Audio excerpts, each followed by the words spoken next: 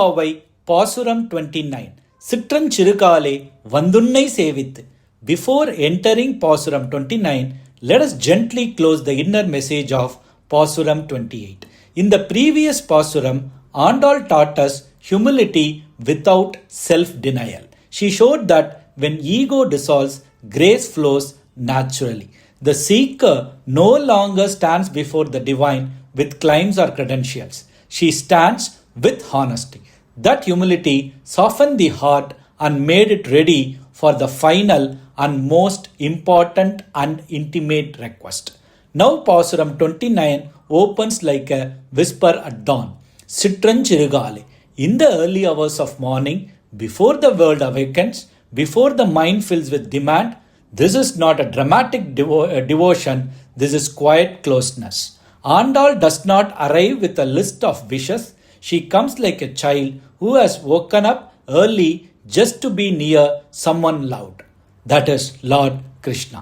She says, we have to come to serve you. We have to come to remember you. Nothing more, nothing less. This is the peak of devotion. Notice what is missing. No request for wealth, no request for protection, no request for success. Only presence, only service, and only remembrance. This Pasuram marks a major inner transition. Until now, the seeker was purifying effort, ego, fear, and desire. Now, desire itself has transformed. Wanting has dissolved into belonging. Service here is not duty, it is joy. Remembrance is not discipline, it is love. Andal teaches the highest relationship with the divine is not transactional, it is relational.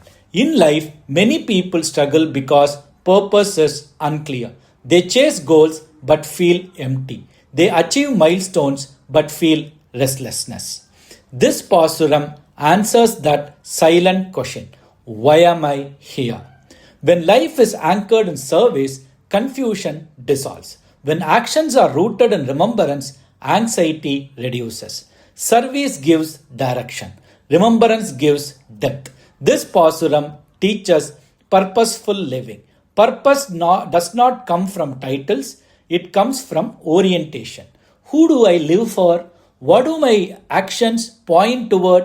Even ordinary actions become meaningful when they are done with inner alignment. Leadership principle from this Pasuram is profound. True leader do not seek authority, they seek responsibility. They do not ask what they will gain, they ask what they can contribute. Service-based leadership creates trust. Trust creates followership. Followership creates lasting institutions. Such leaders are remembered not for control but for care. This Pasuram also teaches consistency.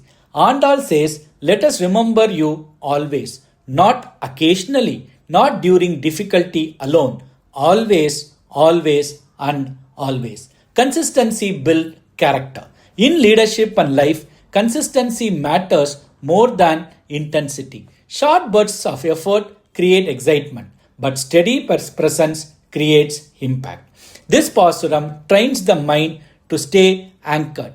When remembrance becomes continuous, reactions reduce. Decisions become calmer, actions become intentional. Service also removes ego subtly. When we serve sincerely, the need for recognition fades. Fulfillment comes from contribution itself. This Pasuram also answers emotional restlessness. Many people feel busy but unfulfilled, active but disconnected. Andal shows that fulfillment comes not from accumulation but from alignment. Reciting this Pasuram brings a deep sense of completeness.